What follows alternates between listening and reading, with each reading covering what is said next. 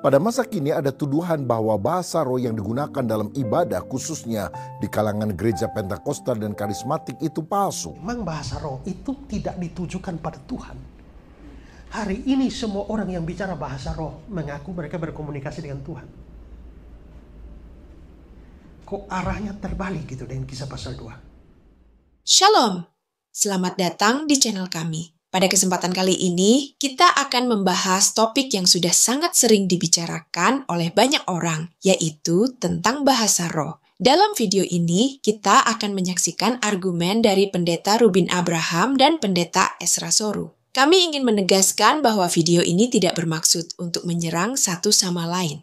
Sebagai sesama orang Kristen, adalah lebih baik jika kita dapat saling meluruskan jalan. Memang ada beragam pendapat mengenai isu ini dan tidak semua pendapat itu benar. Tujuan dari video ini adalah untuk mencapai titik terang tentang mana yang benar dan mana yang salah.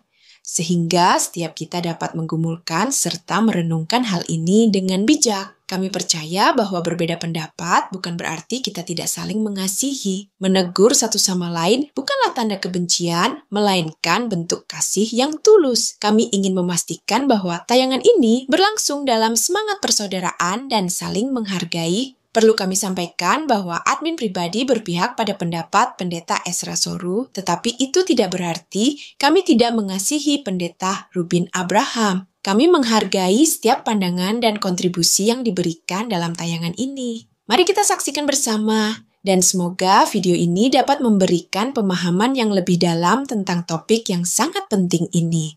Terima kasih telah bergabung dengan kami, dan selamat menyaksikan. Orang Pentakosta dan karismatik percaya bahwa bahasa roh adalah tanda baptisan Roh Kudus, seperti yang dialami para murid di hari Pentakosta, Kisah Rasul 2 ayat yang keempat, di rumah Cornelius, Kisah 10 ayat 46, dan dalam pelayanan Paulus di kota Efesus, Kisah Para Rasul 19 ayat yang ke-6. Tapi saya kira tidak fair. Karena kalau lihat tandanya Roh Kudus turun, sini kan bukan hanya bahasa roh. Tapi apa? Ya, ada lidah-lidah seperti nyala api bertebaran dan hinggap pada mereka masing-masing. Lalu juga dikatakan bahwa ada angin kencang ya, turun. Berkerumunlah orang banyak ya, masing-masing mendengar murid-murid berkata dalam bahasa mereka. Ada angin, ada api, lalu ada bahasa. Kenapa kalau memang mau bilang itu tanda dipenuhi Roh Kudus hanya bahasa saja? Kenapa apinya tidak? Kenapa anginnya tidak? Karena api dan angin sukar dipalsukan. Tapi kalau bahasa roh mudah kan? Nah, harusnya kalau fair semua tanda ini dipakai. Tapi ternyata tidak. Bahasa roh juga bisa berupa doa pribadi ataupun penyembahan bersama, karena tidak seorang pun yang mengerti bahasanya kecuali Allah. 1 Korintus 14 ayat 2 berkata, siapa yang berkata-kata dengan bahasa roh tidak berkata-kata kepada manusia, tetapi kepada Allah. Sebab tidak ada seorang pun yang mengerti bahasanya. Oleh roh ia mengucapkan hal-hal yang rahasia. Jadi ada bahasa roh yang tidak dimengerti oleh orang, yang ditujukan hanya untuk kepada Tuhan. 1 Korintus 14 ayat 2, Paulus menyebut bahwa berbahasa roh adalah berbicara kepada Tuhan, bukan kepada manusia. Dan tidak ada yang memahami kecuali roh Allah. Ayat ini digunakan oleh gereja Pentakosta dan karismatik sebagai dasar bahwa bahasa roh dalam doa pribadi atau penyembah bersama tidak memerlukan penafsiran karena ditujukan kepada Tuhan. Ini lebih merupakan ekspresi penyembahan kepada Tuhan, bukan untuk menyampaikan pesan atau nubuatan kepada jemaat. Lalu sekarang saya berikan kata-kata Gordon Fee. Gordon Fee ini adalah seorang ahli Alkitab. Tapi menariknya ini orang Pentakosta. Ya. Dia pakar hermeneutics, ilmu tafsir. Dia bilang begini. Kalau hanya membaca 1 Korintus 12 saja, maka kelihatannya Rasul Paulus sementara menginformasikan atau memberi pengajaran tentang karunia-karunia roh.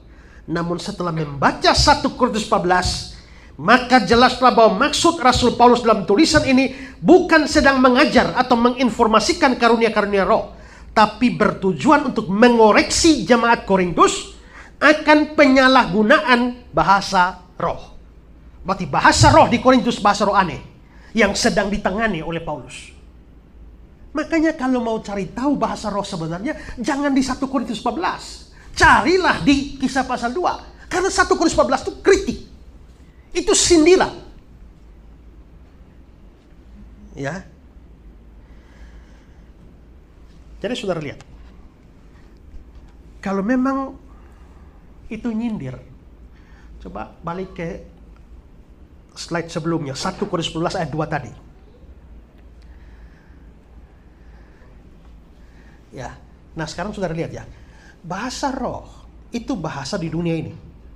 Yang kalau orang dengar ngerti kan? Kan orang-orang Kisah pasal 2 dengar, loh, mereka kok bicara dengan bahasa kita? Yang kita pakai di daerah asal kita. Berarti bahasa roh sebenarnya itu bahasa di dunia ini dan dimengerti. Tapi bahasa roh Korintus bagaimana? Kok tidak dimengerti sama sekali? Tidak ngerti. Nah, lalu Paulus nyindir mereka. Nyindirnya gimana? Siapa yang berkata-kata dengan bahasa roh, tidak berkata-kata kepada manusia, tapi pada Allah. Maksudnya apa? Sekarang saya nanya saudara.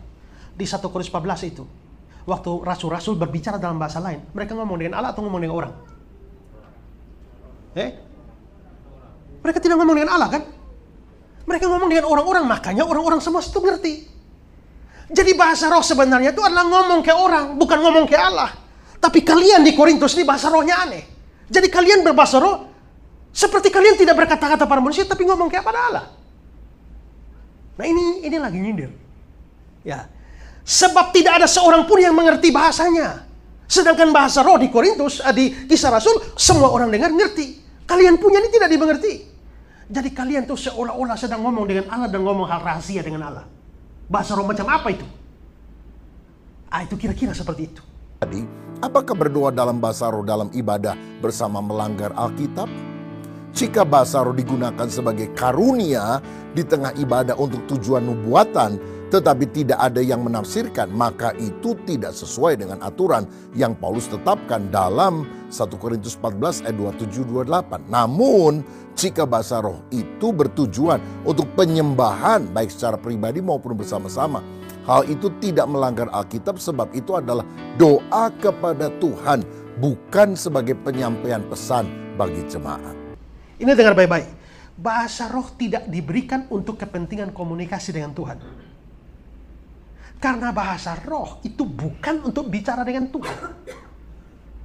Tapi bicara dengan manusia, dengan orang tentang Injil. Hari ini semua orang bahasa roh ngomongnya dengan Tuhan.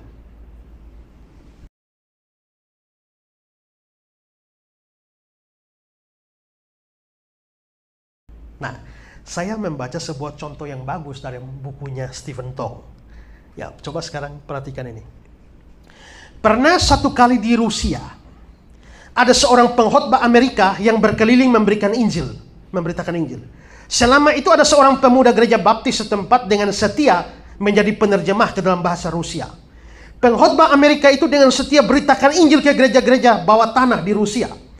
Pada suatu hari ketika dia datang mau berkhotbah, orang memberitahu kepadanya bahwa dia tidak dapat lagi berkhotbah karena pendengar tidak mengerti bahasa Inggris, sedangkan pendengarnya, maksudnya penerjemahnya, sudah ditangkap oleh KGB.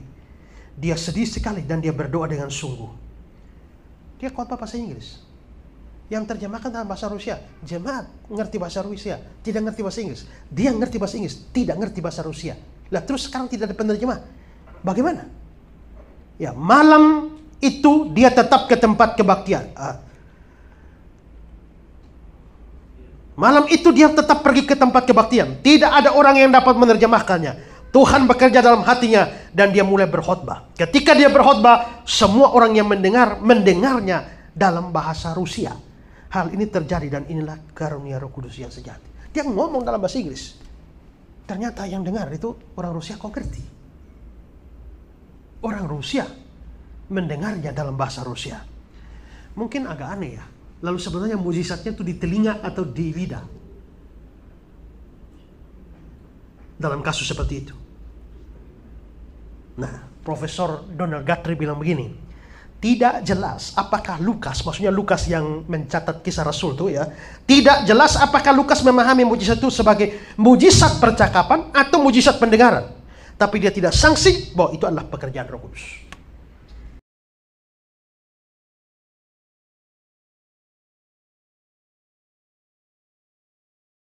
Kisah 2 ayat 5. Waktu itu di Yerusalem diam orang-orang Yahudi yang sana dari segala bangsa di bawah kolong langit ini. Jadi mengapa sampai ada mujizat bahasa? Karena pada waktu itu di Yerusalem ada banyak orang. Berapa banyak orang kira-kira?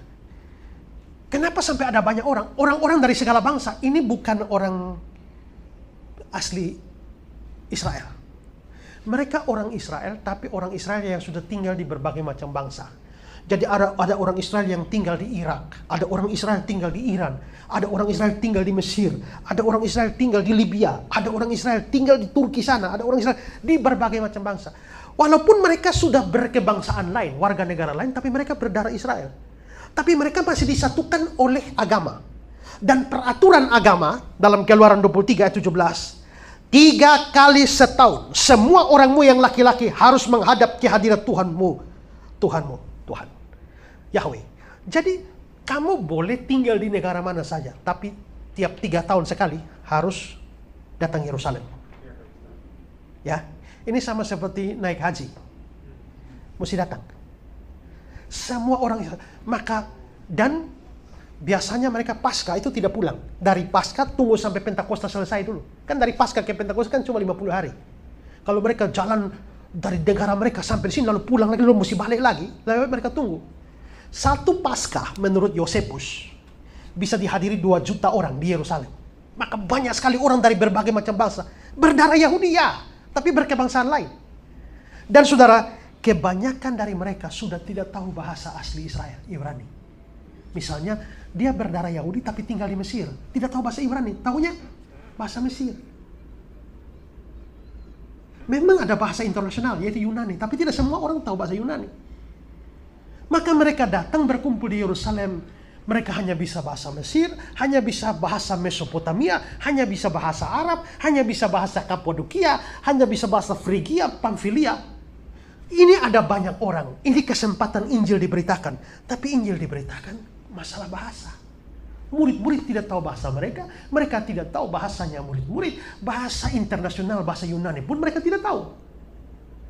Nah terus bagaimana supaya mereka bisa mendengar Injil? Waktu kumpul banyak-banyak, Roh Kudus membuat sebuah mujizat bahasa. Tiba-tiba rasul-rasul bicara dalam bahasa-bahasa yang lain, yaitu bahasa-bahasa mereka sendiri. Jadi sehingga akhirnya mereka mendengar Injil dalam bahasa asli mereka. Sekian video kali ini. Jika Anda menemukan informasi yang bermanfaat, beritahu kami dengan cara like dan subscribe. Kami sangat menghargai dukungan Anda. Sampai jumpa di video berikutnya. Shalom.